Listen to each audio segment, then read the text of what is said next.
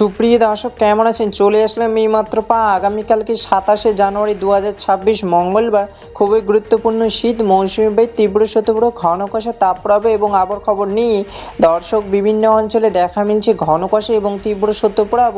এদিকে আবহাওয়াবিদদের দেওয়া আগামী 24 ঘন্টা আবহাওয়ার পূর্বাভাস অনুযায়ী আবহাওয়ার কোনো পরিবর্তনের সম্ভাবনা নেই এমনটাই জানা যাচ্ছে। তো প্রিয় দর্শক আজকে ভিডিওতে জানিয়ে দেবো আগামীকাল 27শে জানুয়ারি 2026 মঙ্গলবার 24 ঘন্টা আবহাওয়ার পূর্বাভাসে কী জানিয়েছে আবহাওয়া অধিদপ্তর। তাই প্রিয় দর্শক আপনাদের জেলার আবহাওয়ার পূর্বাভাস জানতে ভিডিওটি সম্পূর্ণ দেখুন এবং আপনি দেশে কোন জেলা থেকে আজকের আমাদের খবরটি দেখছেন এবং কমেন্টে জানিয়ে দিন। এবং এই মুহূর্তে আপনাদের জেলার আবহাওয়ার পরিস্থিতি কেমন এবং প্রতিদিনের নিত্য নতুন আবহাওয়ার পূর্বাভাস জানতে এই ভিডিওতে একটি লাইক দিয়ে চ্যানেলটিকে সাবস্ক্রাইব করে পাশে থাকা বেল আইকনটি অন করে রাখুন।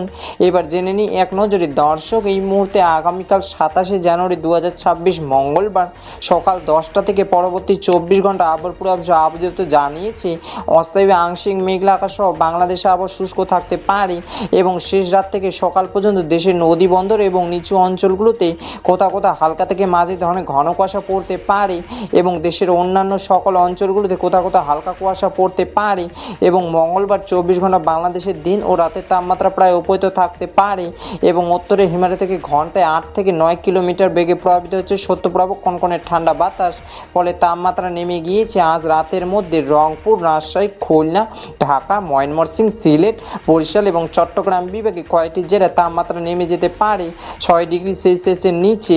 এদিকে ঢাকা, টাঙ্গাইল, ফরিদপুর, মাদারীপুর, কুড়িগ্রাম, নরসিংদী, নারায়ণগঞ্জ অঞ্চলগুলোতে সর্বনিম্ন তাপমাত্রা ছিল 8 থেকে 9 ডিগ্রি সেলসিয়াস।